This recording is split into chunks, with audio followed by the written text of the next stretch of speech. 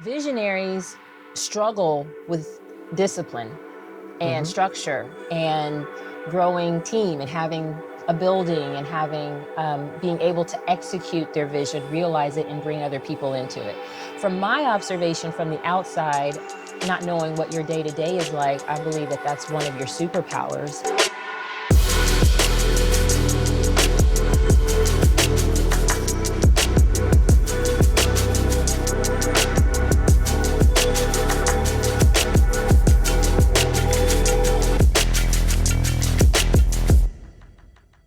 Welcome back. My name is Lamar Tyler. I'm your host of the Traffic Sales and Profit Show. Today, I'm here with millionaire faith and business mentor and very good friend of me and Ronnie and just TSP overall, Marshawn Evans Daniels. Yay. Thank you for joining us. Thank you for having me. I'm just kind of geeking out on your set.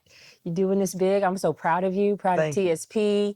And I always tell you this, that I always have your back, but it is so inspiring to see what you've done in a short period of time. It's no small thing, so I always celebrate you. Thank you. And I'll give the folks a snapshot. Right before we brought Marshawn into the studio, I gave her a tour real quick of the building in my office. And when I took her into the office, I said, hold on, this is not staged. This is the real deal. But I actually have something very special that you gave me. You want to talk about that? Yeah, so you came to our Speak for Pay live event in 2015. And first of all, it was a big deal. And the reason you were there, because you got a free ticket. And he got a free ticket because he was our #1 affiliate. It was our first time doing affiliate, trying that out. And you had Black and Married with Kids. And when you came to the event, so I remember two things. I'm gonna tell you what I found in the office, what you showed me in the office.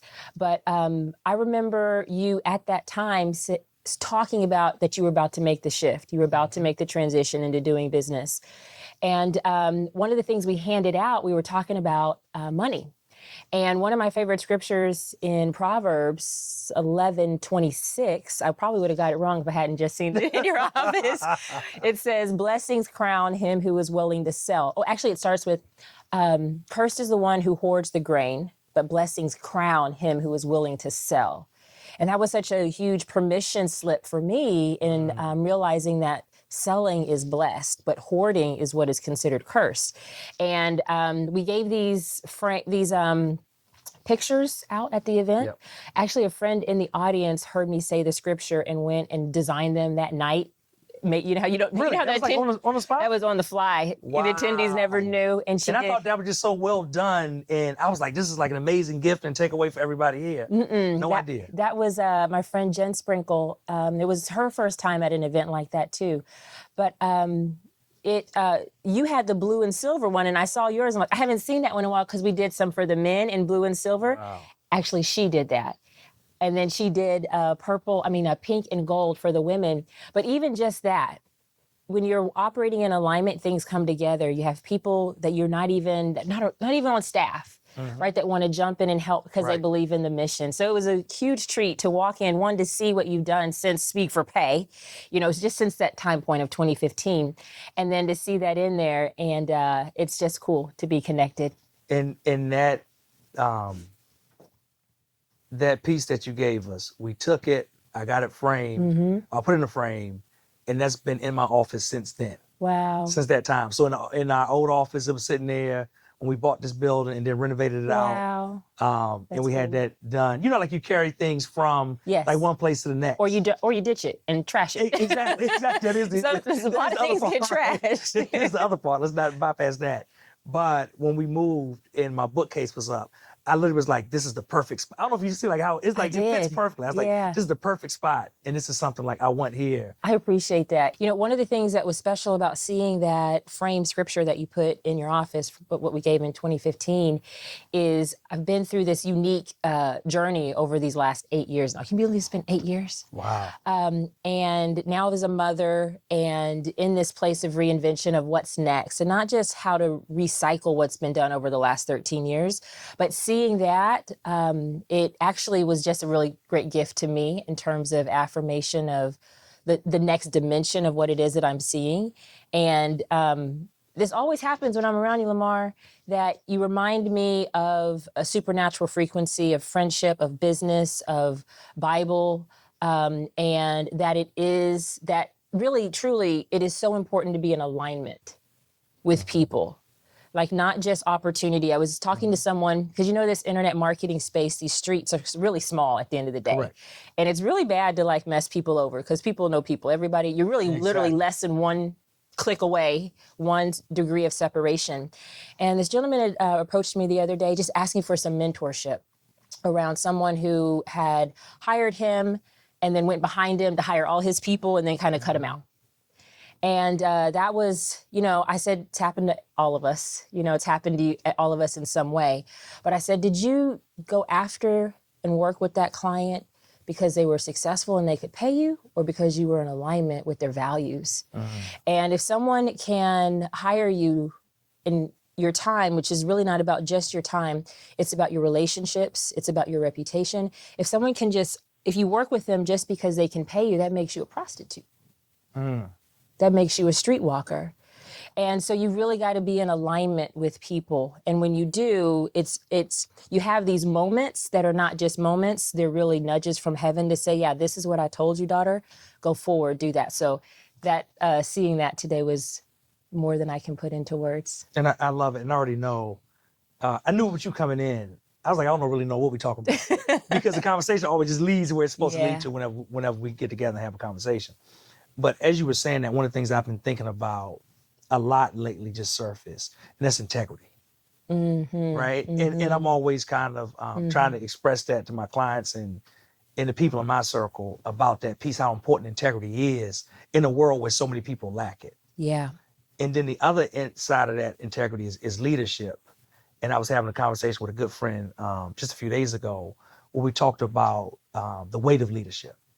Yeah. And in leadership, so many times, not only do you deal with people that have a lack of integrity, most of the times you can't even really express that publicly. Right. For multiple other reasons. So you have to kind of take the brunt of that lack of integrity kind of behind closed doors a lot of times. I mean, have you seen that? Oh, goodness. I'm totally off base. No. I mean, hey, when you have what you have and what I want to always be entrusted with, a lot of times we ask, is God trustworthy? And a lot of our spiritual teaching is about how do we trust God more?